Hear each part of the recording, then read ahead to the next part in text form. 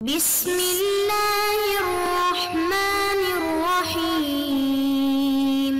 السلام علیکم ورحمۃ اللہ وبرکاتہ۔ بسم اللہ الرحمن الرحیم۔ عزیز طلباء اکرام، ایم.اے. اسلامیات کے مضمون فقہ و اصول الفقہ کا آج ہمارا سبق نمبر 204 ہے، جس کا عنوان ہے کتاب النکاح کا الباب الثانی، اور انشاءاللہ آج ہم المسئلۃ الرابعہ سے پڑھیں گے، کیونکہ مصنف نے 5 مسائل ذکر کرنے کا وعدہ کیا تھا جو اختلافی مسائل تھے، جن میں سے 3 الحمدللہ ہمارے مکمل ہو گئے ہیں، اور چوتھا اور 5واں آج کے سبق میں انشاءاللہ ہم پڑھنے کی کوشش کریں گے۔ تو نئے سبق شروع کرنے سے پہلے ہم گزشتہ سبق کا خلاصہ دیکھتے ہیں۔ پچھلے سبق میں ہم نے عبارت کا ترجمہ اور عبارت کی مختصر تشریح پڑھی تھی،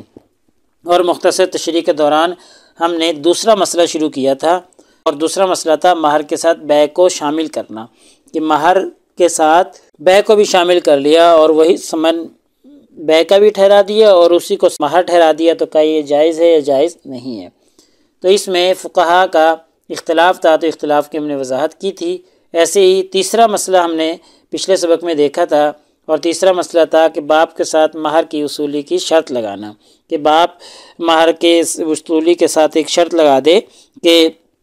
میں کوئی ہدیہ وغیرہ لوں گا، تو کیا یہ شرط صحیح ہے یا صحیح نہیں ہے، اس سے نکاح پہ کیا اثرات پڑتے ہیں؟ تو اس میں فقہا کا اختلاف تھا، ہم نے اختلاف کی وضاحت کی تھی، اور اختلاف کے ساتھ ہم نے اختلاف کا سبب بھی دیکھا تھا۔ تو آج کے اس سبق میں انشاءاللہ ہم سب سے پہلے عبارت کا ترجمہ اور عبارت کی مختصر تشریح دیکھیں گے،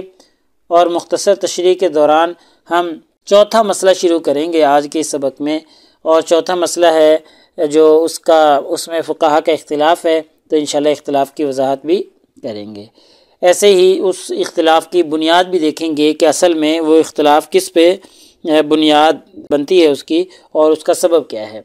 ایسے ہی 5واں مسئلہ بھی آج کے اس سبق میں انشاءاللہ ہم شروع کر لیں گے، اور 5ویں مسئلے میں بھی فقہا کا اختلاف ہے، تو انشاءاللہ ہم اختلاف کی وضاحت کریں گے۔ تو چلیے دیکھتے ہیں، یہ آج کی ہماری عبارت ہے المسئلۃ الرابعہ، چوتھا مسئلہ۔ واختلفوا فی الصداق یستحق او یوجد بہ عیب۔ چوتھا مسئلہ ہے کہ مہر میں کوئی حقدار نکل ہے۔ واختلفوا، فقہا کا اختلاف ہے مہر کے بارے میں، یستحق جس میں کوئی حقدار نکلا ہے، او یوجد بہ عیب یا اس مہر میں کوئی عیب نکلا ہے، مہر میں کوئی عیب نکلا ہے، یا جو مہر ہے اس میں کوئی اور حقدار نکلا ہے، تو اس مسئلے میں فقہا کا اختلاف ہے۔ چونکہ اختلافی مسائل ہی نا یہ 5، تو اختلاف تو لازمی بات ہے۔ فقال الجمہور، جمہور فقہا کا کہنا ہے کہ النکاح ثابت، نکاح تو ثابت ہو جائے گا، نکاح ٹھیک ہے۔ واختلفوا هل ترجع بالقیمت او بالمثل، کہ پھر رجوع کس کی طرف کیا جائے گا، قیمت کی طرف کیا جائے گا یا مہر مثل کی طرف کیا جائے گا، یعنی مہر کی قیمت واپس کی جائے گی یا اس کا مثل دیا جائے گا، کیا چیز دی جائے گی، اس میں اختلاف ہے۔ ویسے اختلاف نہیں ہے کہ نکاح ہوگا یا نہیں ہوگا، نکاح اس میں اتفاق ہے جمہور کا کہ نکاح تو ثابت ہے، نکاح ہو جائے گا۔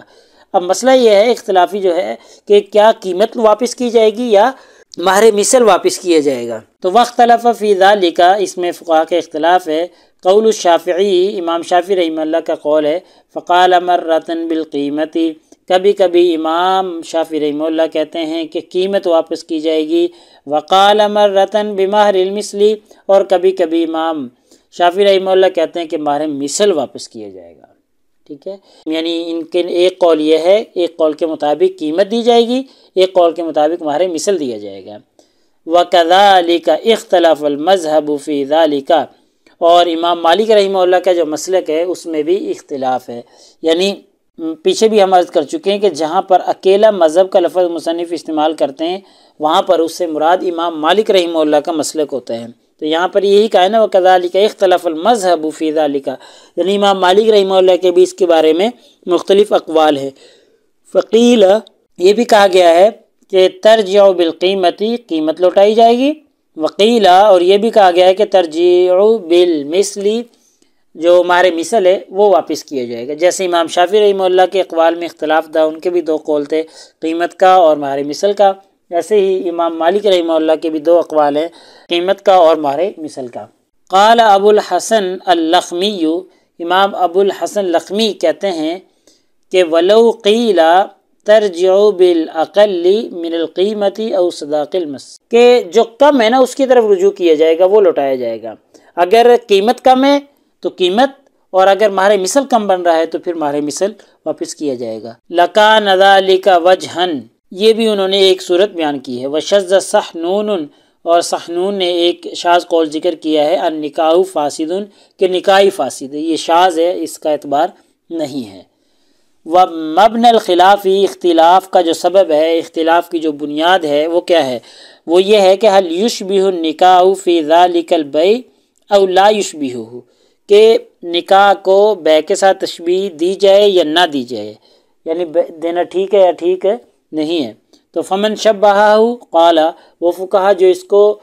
نکاح کو بیع کے ساتھ تشبیہ دیتے ہیں، قال کہتے ہیں ینفسخ، نکاح فسخ ہو جائے گا، ٹھیک ہے۔ ومن لم یشبہ، اور جو اس کو تشبیہ نہیں دیتے، قال لا ینفسخ، وہ کہتے ہیں نکاح فسخ نہیں ہوگا۔ اختلاف کا جو منبع اور ماوا ہے، جو سبب ہے، وہ یہ ہے کہ بیع کے ساتھ تشبیہ دی جائے یا نہ دی جائے۔ جو دیتے ہیں وہ نکاح کو فسخ کرتے ہیں، جو نہیں دیتے وہ نکاح کے فسخ کے قائل نہیں ہے۔ تو آگے دیکھیں المسألۃ الخامسہ، چوتھا مسئلہ مصنف یہاں سے ذکر کر رہے ہیں کہ واختلفوا فی الرجل ینکح المرأة علی ان الصداق 1000 ان لم یکن له زوجۃ وان کانت له زوجۃ فالصداق 2000، کہ مسئلہ یہ ہے، پہلے ویسے سمجھ لیں کہ ایک آدمی نے کسی عورت سے شادی کی اور مہر جو ہے وہ اس طریقے سے مقرر کیا کہ 1000 مہر دیا جائے گا اگر اس کے لیے کوئی اور بیوی نہ ہو، یعنی اس کی کوئی اور بیوی نہ ہو تو 1000 مہر دیا جائے گا، اور اگر اس کی کوئی اور بیوی ہو تو پھر 2000 مہر دیا جائے گا، ٹھیک ہے۔ تو یہ اس طریقے سے مقرر کیا۔ تو دیکھیں واختلفوا، اس میں اختلاف ہے کہ ینکح المرأة، کسی آدمی نے عورت سے نکاح کیا اس شرط پر کہ وہ مہر دے گا 1000 ان لم یکن له زوجۃ، اگر اس کی شوہر کی کوئی اور بیوی نہیں ہے، وان کانت له زوجۃ، اور اگر اس کی کوئی اور بیوی ہے تو فالصداق 2000، تو پھر اس کو 2000 مہر ملے گا۔ اس شرط پر نکاح کر لیا۔ جب اس شرط پر نکاح کیا تو فقال الجمہور بجوازہ، جمہور فقہا جو ہیں وہ اس کے جواز کے قائل ہیں، ٹھیک ہے، جمہور کے نزدیک نکاح ہو جائے گا۔ واختلفوا فی الواجب فی ذالک، ہاں اختلاف اس چیز میں ہے کہ کیا چیز واجب ہوگی، ٹھیک ہے، یعنی 1000 واجب ہوں گے یا 2000 واجب ہوں گے، کیا واجب ہوگا؟ تو فقال قوم، فقہا کی ایک جماعت کا کہنا ہے الشرط جائز، شرط لگانا یہ جائز ہے، ولہا من الصداق، اور اس کو وہی مہر ملے گا بحسب مشترطہ، جو شرط لگائی ہے، یعنی پھر اگر شادی ہو جائے گی تو پتہ چلے گا کہ اس کی کوئی اور بیوی نہیں ہے تو پھر اس کو 1000 مہر مل جائے گا، اور اگر اس کی کوئی اور بیوی ہوئی تو پھر عورت کو دوسری جو بیوی اس نے کی ہے 2000 مہر مل جائے گا، ٹھیک ہے، یعنی جو شرط لگائی ہے، شرط لگانا جائز ہے، اور شرط کے مطابق پھر فیصلہ کر لیا جائے گا، یہ ایک جماعت کا کہنا ہے۔ وقال طائفۃ، فقہا کی ایک جماعت کا کہنا ہے لہا مہر المثل، کہ اس کو مہر مثل ملے گا، وہو قول الشافعی وبہ قال ابو ثور، امام ابو ثور، امام شافعی رحمہ اللہ کا یہ مسلک ہے کہ شرط ورط لگا تو دیے، ٹھیک ہے، اس کا کوئی اعتبار نہیں ہے، بس عورت کو مہر مثل مل جائے گا۔ الا انہ قال، ہاں مگر یہ ابو ثور جو ہیں یہ کہتے ہیں کہ ان طلقها قبل الدخول لم يكن لها الا المتعة،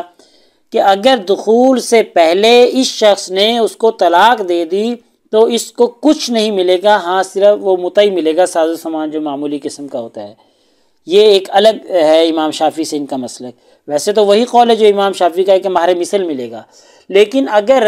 دخول سے پہلے، امبیسی سے پہلے طلاق دے دی تو اس کو صرف متع ملے گا اور کچھ بھی نہیں ملے گا۔